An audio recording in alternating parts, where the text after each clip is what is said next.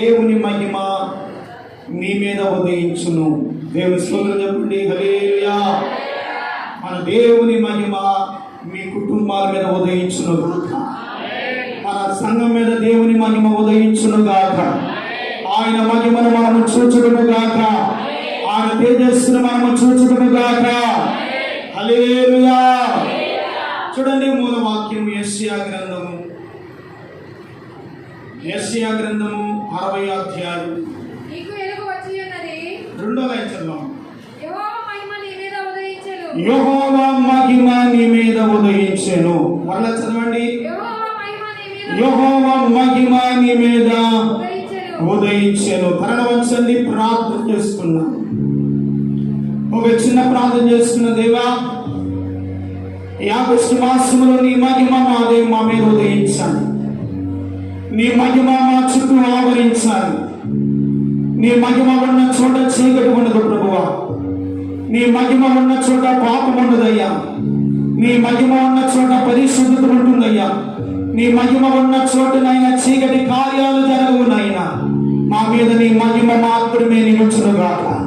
మా మీద నీ మహిమ మాత్రమే కనబడునుగాక.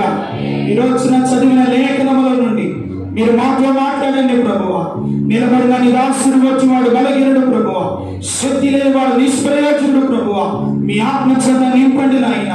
కొద్ది నిమిషాలు ప్రభువా, తండ్రి తన బిడ్డలతో మాట్లాడినట్లుగా, ఎండిన భూమి మీద వర్షము పడినట్లుగా, దేవా, పలకరి వాన, కడవరి వర్షము, మహిమగిరిన వాక్కుడు ప్రభువా, ఈ పోతనైన ఆత్మదేవుడు మీరే నీ బిడ్డలతో మాట్లాడుదురుగాక. నీ కార్యాలు చేసి మహిమ పొందుకు. దూరాన సమీపాన ఈ స్థలంలో ఎందరూ నాయన నీ మాటలు వింటూ ఉన్నారు ప్రభువా. ప్రతి వారి హృదయం తెరవబడాలి. ప్రతి వారునైనా నీ మహిమను చూడాలి. నీ తేజస్సును అనుభవించాలి. ప్రతి వారు శ్రేష్టమైన అనుభవాలతోనైనా ఆత్మీయ జీవితాన్ని మాసములో స్థిరపరుచుకున్నట్లుగా సహాయం చేయమని యేసు నామమున అడుగుచున్నాము తండ్రి. ఆమేన్. హల్లెలూయా. హల్లెలూయా. మరొకసారి హృదయపూర్వకమైన మీ అందరికీ వందనాలండి. దేవుని స్తోత్రం. హల్లెలూయా.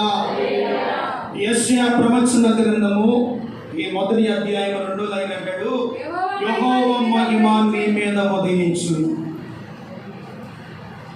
ఈ రోజున దేవుని మహిమ మన మీద ఉదయించాలి. మహిమ ఉదయించింది ఆల్రెడీ ఎప్పుడో. మహిమ ఉదయించింది, కానీ ఉదయించిన మహిమలో మనం జీవించలేకపోతున్నాం. ఉదయించిన మహిమకు మనము దూరంగా బ్రతుకుతూ ఉన్నాం. తిరిగి మరలా ఆయన మహిమను, ఆయన తేజస్సును చూసే ఆత్మీయతను మనం ఈ రోజున సంపాదించుకున్నాము. హల్లెలూయా. అక్కడ యెషయా గ్రంథంలో అంటాడు, యెహోవా మహిమ నీ మీద ఉదయించును. దేవుని మహిమ ఉదయిస్తుందంట. ఎక్కడెక్కడ దేవుని మహిమ ఉదయిస్తుంది, ఏ స్థలాల్లో దేవుని మహిమ ఉదయిస్తుందో అదే అధ్యాయంలో రాయబడినటువంటి కొన్ని ప్రాముఖ్యమైనటువంటి విషయాలు మనం చదువుకుంటేనంట.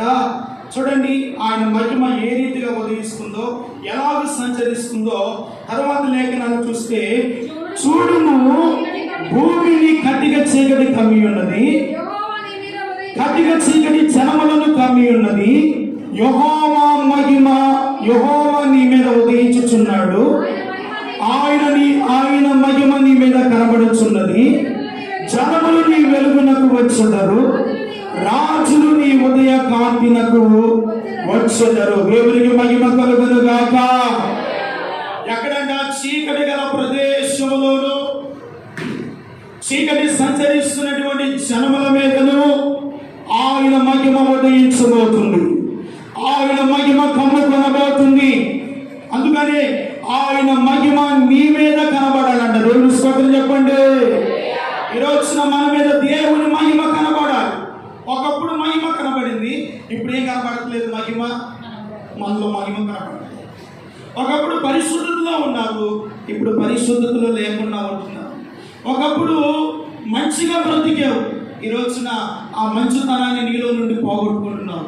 ఒకప్పుడు శ్రేష్టమైనటువంటి అనుభవాలతో ప్రయాణం చేసావు, ఆ శ్రేష్టమైన అనుభవాల్లో నుండి కాస్త పడిపోయిన స్థితిలో కూర్చోవు. ఈ రోజున నీవేం చేయాలంటే మరలా నీ మీద దేవుని మహిమ కనబడినట్లుగా, మహిమ నీ మీద ఉదయించినట్లుగా, మహిమ మీ కుటుంబాల్లో ఉదయించినట్లుగా, మహిమ మీ ఆత్మీయ జీవితంలో ఉదయించినట్లుగా నా దేవుడు సిద్ధపరచునుగాక. ఆయన మిమ్మల్ని సిద్ధపరుస్తాడు, నడిపిస్తాడు.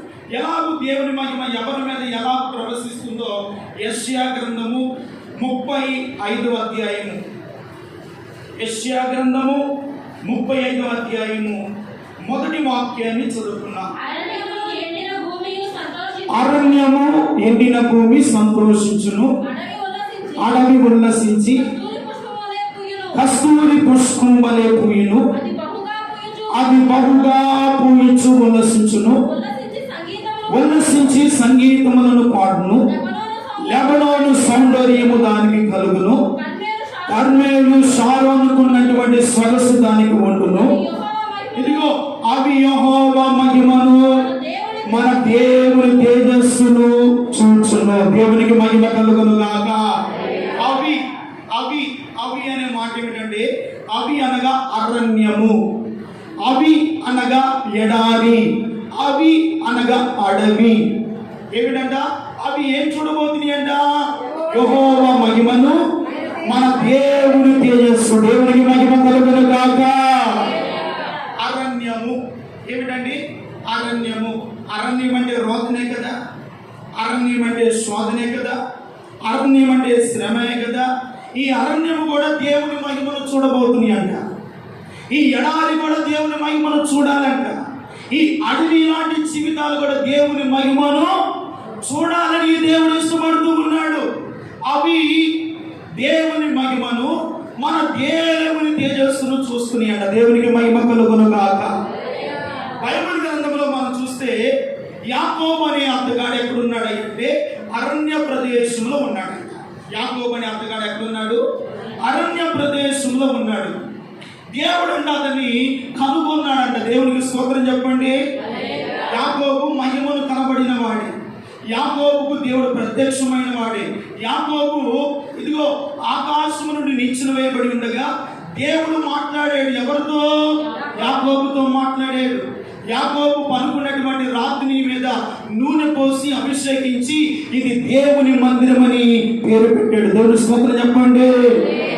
ఆత్మీయ అనుభవాల్లో మహిమతో నింపబడినటువంటి యాకోబు అరణ్య ప్రదేశానికి వెళ్ళాడంట.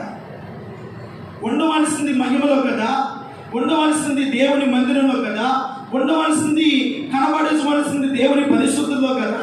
ఇప్పుడు ఎక్కడున్నాడయ్యా అంటే అరణ్య ప్రదేశంలోను భీకర ధ్వని గల ఎడారిలో ఉన్నాడంటే. ఎక్కడ? భీకర ధ్వని గల ఎడారి. ఈ రోజున మనము కూడా దేవుని మందిరం అనే మహిమలో ఉండవలసిన నీవు అరణ్యం అనే ఎడారిలో ఉన్నావు, భీకర ధ్వని గల పరిస్థితిలో ఉన్నావు, కష్టాల మధ్యలో ఉన్నావు, శోధన మధ్యలో ఉన్నావు, శ్రమల మధ్యలో ఉన్నావు. ఈ రోజున దానివల్ల నీ మీద దేవుని మహిమ కనబడలేకుండా ఉంది. తిరిగి మరలా నీవు ఈ రోజు ఏం చేయాలంటే ఆ మహిమతో నింపబడుతుంది కాక. హల్లెలూయా. చదవండి ద్వితీయోపదేశ కాండము. ఈ మూడు విషయాలు మనం క్లుప్తంగా ధ్యానం చేసుకుని ముగించుకున్నాం. ఒకటి అరణ్యము, రెండవది ఎడారి, మూడవది అడవి. ఈ విషయాలు మనం ధ్యానం చేసుకొని ఆశీర్వాదకరంగా ఇప్పుడు మనం ముగించుకొని ప్రభు బలలో చేయగలుగుతాం. దేవుని స్తోత్రం చెప్పండి. హల్లెలూయా. ద్వితీయోపదేశ కాండము 32వ అధ్యాయం 10వ వాక్యం. అరణ్య ప్రదేశములోను భీకర ధ్వని గల పాడైన ఎడారిలోను వారిని నేను కనుగొని ఆవరించి పరామర్శించి తన కనుపాప వలె వారిని కాపాడెను. దేవునికి స్తోత్రం చెప్పండి. హల్లెలూయా. ఇతగాని ఎక్కడున్నాడు అంటే అరణ్య ప్రదేశంలో ఉన్నాడు యాకోబు. భీకర ధ్వని గల ఎడారిలో ఉన్నాడు. ఆ ఎడారిలో ఉన్నటువంటి యాకోబును దేవుడు కనుగొన్నాడంట. దేవునికి మహిమ కలుగును గాక. ఈ రోజున నువ్వు ఏ అరణ్యములో ఉన్నావో, ఏ ఎడారిలో ఉన్నావో, ఎటువంటి పరిస్థితుల మధ్య ఉన్నావో దేవుడు చూస్తున్నాడు కదా. నిన్ను నా దేవుడు కనుగొనబోతున్నాడు. దేవుడు ఎవరు చేయబోతున్నాడు? నిన్ను కనుగొనబోతున్నాడు. ఆ అరణ్య ప్రదేశముల నుండి దేవుడు నిన్ను పైకి లేవనెత్తబోతున్నాడు. దేవుని స్తోత్రం చెప్పండి. అరణ్య బ్రతుకును ఏదేనుగాను ఆశీర్వాదకరంగాను మేలుకరంగాను నా దేవుడు మిమ్మల్ని సిద్ధపరచునుగాక. హల్లెలూయా. ఇతగాడు అరణ్య ప్రదేశంలో ఉన్న యాకోబు దేవుని కనుగొన్నాడు. దేవుని స్తోత్రం చెప్పండి. అరణ్య ప్రదేశానికి ఎందుకు వెళ్ళావయ్యా అంటే, ఇదిగో దేవునికి మాట ఇచ్చాడు, నీవు నన్ను ఆశీర్వదించినప్పుడు నేను నిన్ను దీవిస్తానయ్యా, నీకు నా రాబడి అంతటిలో ప్రథమ ఫలం నీకు ఇస్తాను, కనుక నేను నూనె పోసి నిలబెట్టిన ఈ స్తంభము దేవుని మందిరం అని పేరు పెట్టాడు, దానికి బేతేల్ అని పేరు పెట్టాడు. దేవుని స్తోత్రం చెప్పండి. హల్లెలూయా. ఈ బేతేల్ నుండి యాకోబు ఎక్కడికి వెళ్ళాడు అంటే తన మామైనటువంటి లాబాను యొద్దకు వెళ్ళాడు. ఎక్కడికి వెళ్ళాడండి? లాబాను యొద్దకు వెళ్ళాడు. లాబాను యొద్ద వెళ్ళాడు కానీ లాబాను కుమార్తె రాహేలును చూశాడు, ప్రేమించాడు. ఆమె మాయలో పడిపోయి దేవుని యొక్క మహిమను పోగొట్టుకొని, ఏది పోగొట్టుకున్నాడంట? దేవుని మహిమను పోగొట్టుకొని 21 సంవత్సరాలు దేవునికి దూరంగా బ్రతికాడంట. ఎన్ని సంవత్సరాలు? 21 సంవత్సరాలు దేవునికి దూరంగా బ్రతికాడు. స్తంభముగా నిలిపినాడే కదా, నూనె పోసిన వాడే కదా, అభిషేకించిన వాడే కదా, దేవుడు ఆకాశం నుండి నిచ్చెన వేసి దిగివచ్చి యాకోబుతో మాట్లాడిన దేవుడే కదా. ఈ రోజున యాకోబు ఎక్కడున్నాడు అంటే వాడైన ఎడారిలోను భీకరత్వాన్ని గల ప్రదేశంలోను అతడు జీవిస్తూ ఉండగా దేవుణ్ణి యాకోబును కనుగొన్నాడు అన్న. దేవుని స్తోత్రం చెప్పండి. అక్కడికి వెళ్ళాడు కానీ ఆశీర్వదింపబడ్డాడు, దీవించబడ్డాడు. భార్యలు, గొర్రెలు, ఆస్తి, బిడ్డలు విస్తారంగా ఉంది, సంతోషంగా ఉంది. కానీ యాకోబు జీవితంలో నెమ్మది అనేది లేదు కదా. ఎటుపోయిన అరణ్యమే కదా, ఎటుపోయిన రోదనే కదా, ఎటుపోయిన నెమ్మది లేని జీవితమే కదా, ఎటుపోయిన ఇదిగో పాడైన భీకరగలిగినటువంటి ప్రదేశంలో ఏమి వినబడుతుంది అంటే ఘోరమైనటువంటి శబ్దాలు, ఘోరమైనటువంటి మృగాలు, ఘోరమైనటువంటి శ్రమలు యాకోబు అనుభవించడానికి గల కారణం ఏమిటో తెలుసా? దేవుని మందిరానికి ఏమైపోయాడంట? దూరం అయిపోయాడు. ఈ రోజున ప్రియమైనవారా, ఈ రోజున నీ కుటుంబాల్లో భీకరత్వములు వినబడుతున్నాయి. అంటే భీకరత్వని అనగా కలవరాలు, కన్నీళ్లు, శోధనలు, బాధలు, వేదన నీ గృహంలో ధ్వనిగా వినబడుతున్నాయి. ఎందుకంటే అరణ్య ప్రదేశంలో నీవు ఉన్నావు, దేవుని మందిరం అనే మహిమకు దూరంగా ఉన్నావు. ఈ అరణ్య ప్రదేశంలో ఉన్నటువంటి యాకోబును కనుగొన్నట్లుగా నిన్ను కూడా నా దేవుడు కనుగొనబోతున్నాడు. భీకరత్వాన్ని గల ప్రదేశములను దేవుడు ఆశీర్వాదకరంగా మార్చాలని దేవుడు ఇష్టపడుతున్నాడు. ఆయన మహిమ నీ మీద కనబడాలని నా తండ్రి అనే దేవుడు ఆశిస్తూ ఉన్నాడు. దేవునికి మహిమ కలుగునుగాక.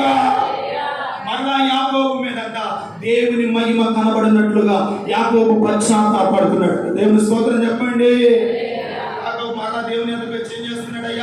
అయ్యా ఈ 21 సంవత్సరాలు నా మామ కొలువు చేశాడు, నీకు దూరం అయిపోయానయ్యా. ఇదిగో ఈ లోకం అనే ముసుగులో పడిపోయినయ్యా. ఇదిగో ఈ రాహేలును ప్రేమించానయ్యా, ఆమె మత్తులో నేనున్నాను. కానీ నా మామ మోసం చేసి 21 సంవత్సరాలు కొలువు చేసుకున్నాడయ్యా. నీ సన్నిధికి, నీ మహిమకు దూరం అయిపోయానయ్యా అని ఇదిగో ఎప్పోకు రేపు దగ్గర రాత్రి అంతా దేవుని సన్నిధిలో పశ్చాత్తాపంతో ప్రార్థన చేస్తున్నాడు. దేవుని స్తోత్రం చెప్పండి. హల్లెలూయా.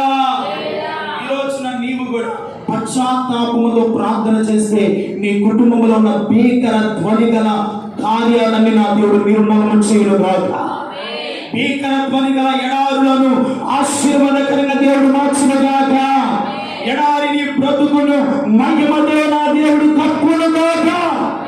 ఏం చేస్తాడు? మహిమతో కప్పుతాడు. అక్కడ ఏం చేస్తాడయ్యా అంటే పశ్చాత్తాపడ్డాడు, కన్నీరు కాచాడు, దేవుని పాదాలు విడవకుండా పట్టుకున్నాడు. దేవుని స్తోత్రం చెప్పండి. ఈ రోజున నీవు అరణ్య ప్రదేశంలో ఉన్నావు. ఎక్కడున్నావండి? ఈ అరణ్య ప్రదేశంలో ఉన్నావు. ఈ అరణ్య ప్రదేశంలో ఎటుపోయినా చీకటేగా, ఎటుపోయినా వేదనేగా, ఎటువైపు ప్రయాణం చేసినా కలవరాలే కదా, ఎటుపోయి ప్రయాణం చేసిన నెమ్మది లేని జీవితమే కదా, సమాధానం లేని బ్రతుకులే కదా. ఈ రోజున మీరు అలా ఉన్నారేమో, ఈ రోజున మీరు అలా ఉండకూడదు. అరణ్య ప్రదేశంలో నుండి మీరు లేచి భీకరత్వాన్ని గల పాడైన పరిస్థితుల్లో నుండి, దేవుని మహిమ నీ మీదకు ఉదయించినట్లుగా, దేవుని సన్నిధి కాంతి నీ మీదకు వచ్చినట్లుగా, దేవుని కృప నిన్ను ఆవరించినట్లుగా నీవు గాని జీవించడానికి ఈ రోజున సిద్ధపడి దేవుని యొక్క పశ్చాత్తాపడి నీ పాపపు జీవితాన్ని, నీ లోకపు జీవితాన్ని, దేవునికి ఆయాస్కరమైన బ్రతుకును ఈ రోజున నీవు విడిచిపెట్టి యాకోబు వలె పశ్చాత్తాపడగలిగితే నా దేవుని మహిమ నీలో కనబడుతుందా? తిరిగి మరలా నీలో దేవుని యొక్క మహిమ కనబడుతుంది. దేవుని యొక్క తేజస్సును చూస్తావు, దేవుని యొక్క ప్రసన్నతను నువ్వు అనుభవిస్తావు. కాబట్టి దేవుని బిడ్డలారా, ఇదిగో అతన్ని కనుగొన్న దేవుడు మనల్ని కనుగొడరా? అతనికి మహిమనిచ్చిన దేవుడు మనకు మహిమనివ్వడా? అతను చేసిన ప్రార్థన విన్న దేవుడు మన ప్రార్థన వినడా? అతను పశ్చాత్తాపముతో ప్రార్థన చేయగా యెహోవా ఆలకించి యాకోబును ఇశ్రాయేలుగా మార్చాడట. దేవుని స్తోత్రం కలుగును గాక. ఈ రోజున నీవు కూడా పశ్చాత్తాపడి, అయ్యా ఈ లోకమని అరణ్య ప్రదేశంలో ఉన్నాను, పాడైన స్థలాల్లో ఉన్నాను, అసభ్యమైనటువంటి స్థలాల్లో నేను సంచరిస్తున్నాను, నెమ్మది లేని అరణ్యములో నేను ఉన్నాను. అయ్యా ఇదిగో అరణ్యముల నుండి నన్ను కనుగో యేసయ్యా. హల్లెలూయా. నన్ను చూడండి ప్రభువా, నా బ్రతుకును చూడండి అయ్యా, నా ప్రవర్తన ఎలాగుందో చూడండి అయ్యా, నా నడవడికి ఎలాగుందో చూడండి అయ్యా, నా పడక విధానం ఎలాగుందో చూడండి అయ్యా, నా వస్త్రధారణ ఎలాగుందో చూడండి అయ్యా. ఆ పాడైన అరణ్యములో నుండి నీ మహిమను చూసే స్థితిలోనికి నేను రావాలయ్యా. చెప్పండి హల్లెలూయా. నీ మహిమను చూసే స్థితిలోనికి నేను రావాలయ్యా అని నీవు దేవుని యొక్క పశ్చాత్తాపడి ప్రార్థన చేయగలిగితే నీ జీవితంలో నా దేవుని మహిమ మీలో మరలా కనబడును గాక. మరలా మీ ఆత్మీయత దేవునిలో స్థిరపరచబడును గాక. మరలా దేవుని యొక్క రక్తము మీ ప్రతి పాపమును కడుగును గాక. హల్లెలూయా. చూడండి, ఇంకొక మాట చదువుకున్నాం. ఇర్మియా గ్రంథము 2వ అధ్యాయం 2వ వచనం. ఇర్మియా గ్రంథము 2వ అధ్యాయం 2వ వచనం. ఇర్మియా గ్రంథము 2వ అధ్యాయం 2వ వచనం.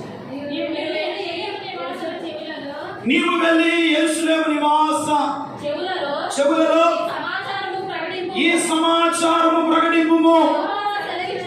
యెహోవా సెలవిచ్చినదేమనగా, నీవు అరణ్యములోను విత్తనము వేయదగినటువంటి దేశములోను నన్ను వెంబడించుచు నీ యవ్వన కాలములో నీవు చూపిన అనురాగమును, నీ వైవాహిక ప్రేమను నేను జ్ఞాపకము చేసుకుంటున్నాను. దేవుని స్తోత్రం చెప్పండి. హల్లెలూయా. అక్కడ అరణ్య ప్రదేశంలో విత్తనము వేయదగినటువంటి ప్రదేశము. దేవుని స్తోత్రం చెప్పండి. ఈ రోజున వాక్యం అనే విత్తనము వేయదగినటువంటి స్థలాల్లో వాక్యము వినబడుతున్నా ఆ వాక్యము దేవుడు ఎంతగా వేస్తున్నటువంటి ఆ వాక్యము నీలో ఏం చేయట్లేదు, ఫలించట్లేదు. ఆ వాక్యం అనే విత్తనము అరణ్య ప్రదేశంలో వేయదగిన స్థానాల్లో వేస్తున్నాము, కానీ ఆ వాక్యం అనే విత్తనము నీ హృదయంలో నాటబడట్లేదు. అందుకని నీ జీవితంలో పాడైనటువంటి అరణ్యముగానే కనబడుతుంది. పీకల ధ్వనులే వినబడుతున్నాయి. కష్టాల మధ్యలో ప్రయాణం చేస్తున్నావు, శోధనలే నిన్ను వెంటాడుతున్నాయి, బలహీనతలు సంభవిస్తున్నాయి, ఆర్థికమైన ఇబ్బందులు నిన్ను వెంటాడుతున్నాయి, సమాధానం లేని స్థితిలో ప్రయాణం చేయగలుగుతున్నావు. అంటే ఎందుకో తెలుసా? అరణ్య ప్రతిమలో వేయదగినటువంటి ప్రదేశంలో వాక్యం అనే విత్తనము వేయబడుతుంది, కానీ ఆ వాక్యం అనే విత్తనాన్ని నువ్వు తీసుకోలేని స్థితిలో ఉన్నావు. దేవుని స్తోత్రం చెప్పండి. ఆ వాక్యానికి లోబడలేని స్థితిలో ఉంటున్నావు.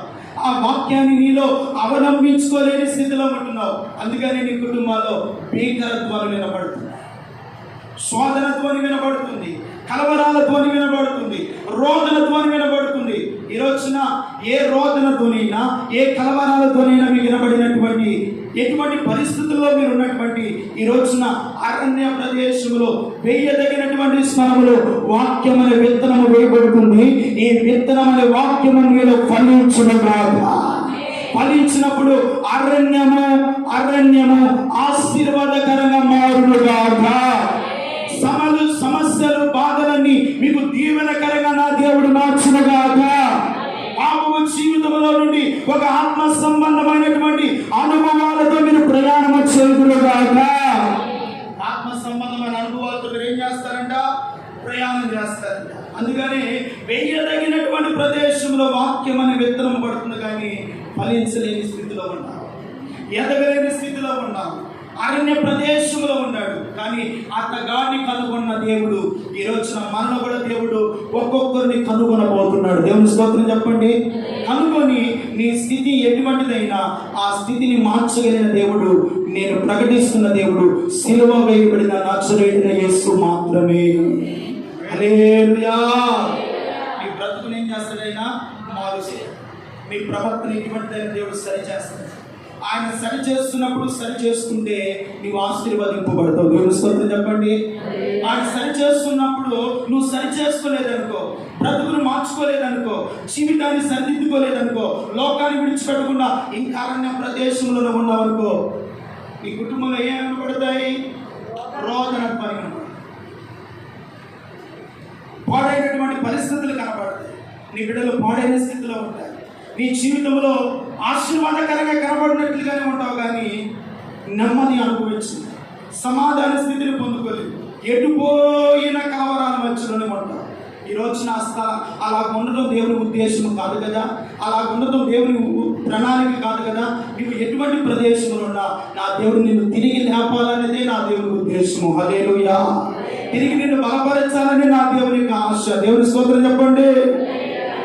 చదవండి హోషేయ గ్రంథము 13వ అధ్యాయము 5వ వాక్యాన్ని చదవండి. హోషేయ గ్రంథము 13వ అధ్యాయం 5వ వచనం. మహా ఎండకు కాలిన అరణ్యములో, చూడండి, మహా ఎండకు కాలిన అరణ్యము. ఎక్కడ ఉన్నారంటే ఇతను మహా ఎండకు కాలినటువంటి అరణ్యము. ప్రియమైన వాళ్ళారా, ఈ మహా ఎండకు కాలిన అరణ్యములో మనం కూడా ఉన్నాం. ఈ ఎండకు కాలుతున్నాము, వానకు తరుస్తున్నాము. ఈ మహా ఎండకు కాలిన అరణ్యములో మనం సంచరిస్తున్నాం.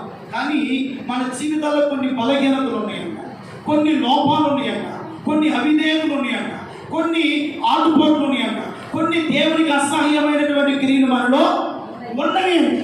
అయినను దేవుడు వాటన్నిటిని క్షమించట నిన్ను మాత్రమే సేవిస్తున్నాడు. దేవుని స్తోత్రం చెప్పండి.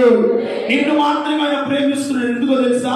ఆ ఎండిన అరణ్యములో నీవు నాశనము కావడం దేవుని ఉద్దేశము కాదు. నీ కుటుంబము నాశన కోపంలో బ్రతకడం దేవుని ఉద్దేశము కాదు.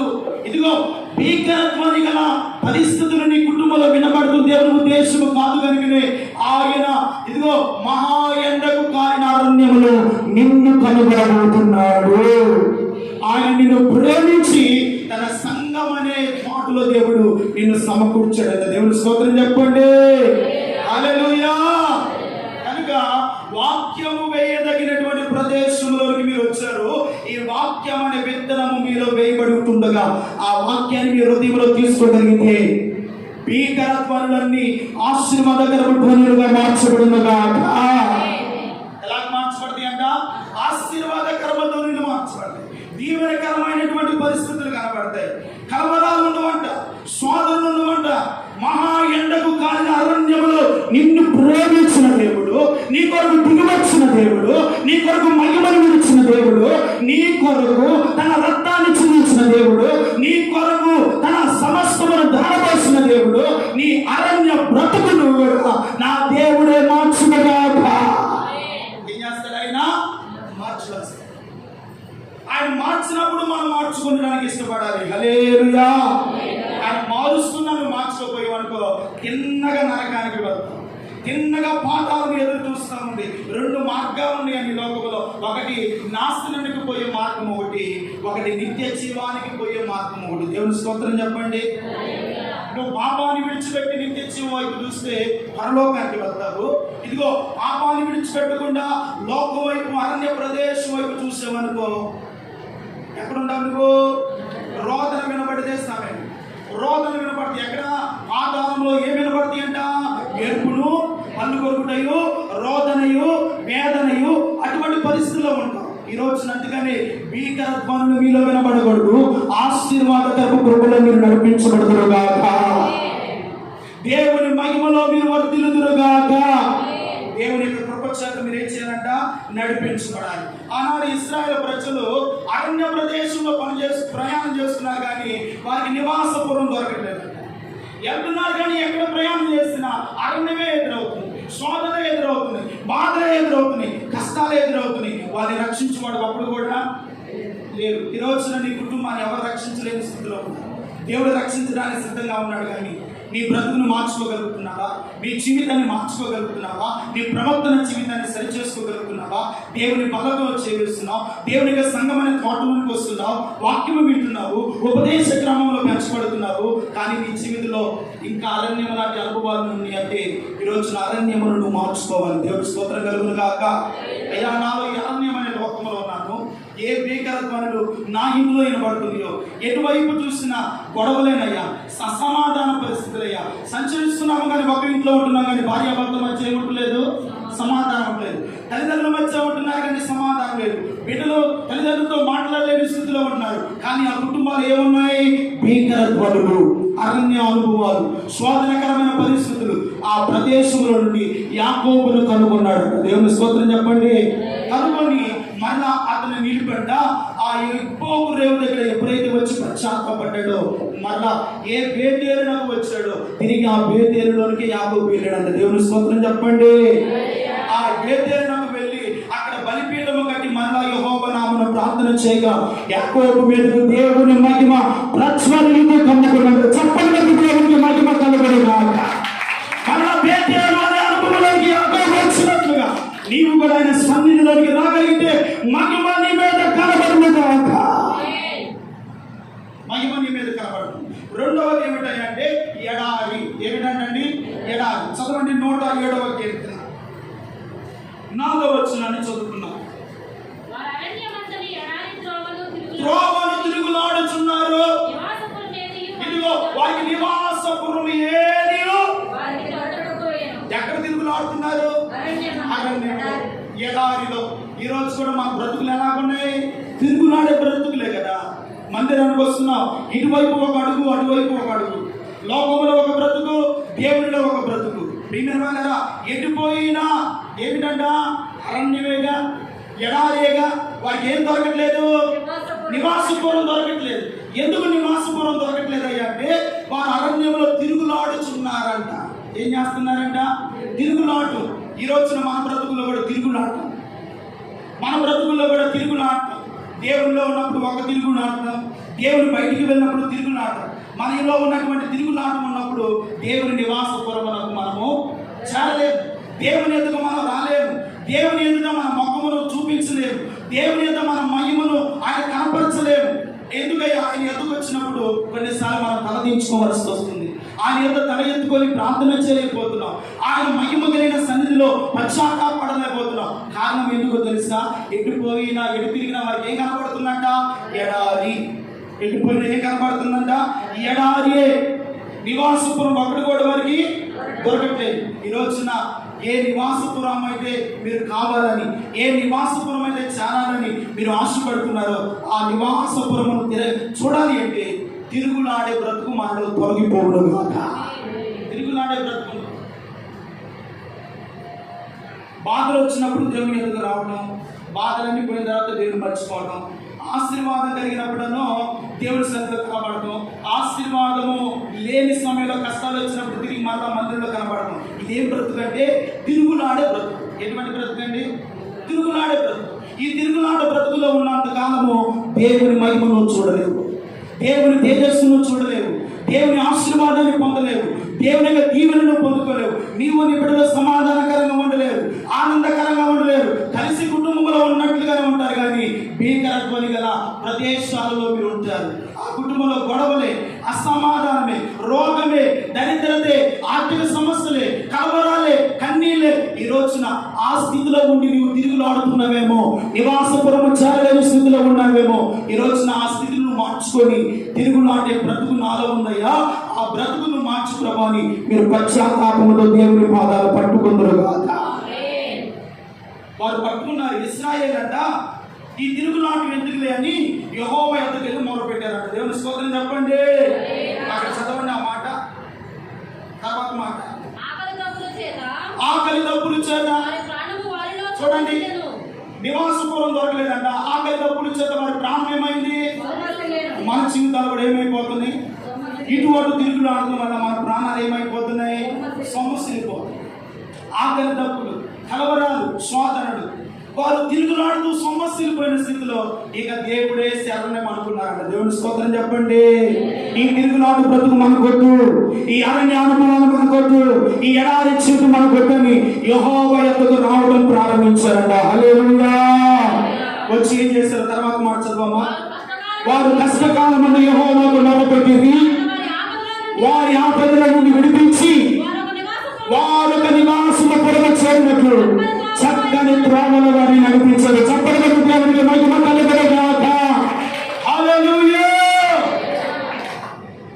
ఈ తిరుగులాడే బ్రతుకు ఇంకా చాలు చాలు చాలు. ఎందుకంటే ఏమైపోయారు? సొమ్మసిల్లిపోయింది కదా, వ్యాధులు అనుభవించారు కదా, రోగం పుట్టాడు కదా, బలహీనులైపోయారు కదా, ఎండిపోయిన ఆకలి తప్పులేగా. తింటున్నారు కానీ దాహం, ఆకలి తింటున్నారు కానీ ఆకలి తీరట్లేదు, దాహం తాగుతున్నారు కానీ దాహము తీరట్లేదు. ఎండిపోయిన సొమ్మసిల్లిపోయిన అనుభవాలు. అందుకని చివరికి ఏంటంటే యెహోవా యొద్దకు వచ్చి మొర్ర పెట్టారంట. దేవుని స్తోత్రం కలుగునుగాక. వారు ఒక నివాసపురము చేరినట్లు చక్కని మార్గాన్ని దేవుడు అనుభవించాడంట. దేవుని స్తోత్రం కలుగునుగాక. ఎప్పుడైతే ఆ చక్కని మార్గంలో ఇశ్రాయేలు ప్రయాణం చేస్తున్నారో వారి చుట్టూట దేవుని మహిమ కమ్ముకొని ఉన్నది. హల్లెలూయా. ఏం కమ్ముకొని ఉందంట? యెహోవా మహిమ వారి మీద కమ్ముకొని ఉన్నదంట. దేవుని కార్యాలు వారు అనుభవించారంట. వారు వెళ్తూ ఉండగానే దేవుడు బలమైన కార్యాలు ప్రారంభించారంట. దేవుడి స్తోత్రం చెప్పండి. ఈ రోజున నీ బ్రతుకుని కూడా మార్చుకొని చక్కగా ప్రభు మార్గంలో నీవు సిద్ధపడి దేవునికి నిన్ను అప్పగించగలిగితే మీ మార్గాలలో దేవుడు కార్యాలు చేయనుగాక, మీ బ్రతుకుని అద్భుతాలు చేయనుగాక, ఎడారి జీవితం ఆశీర్వాదకరంగా మారునుగాక.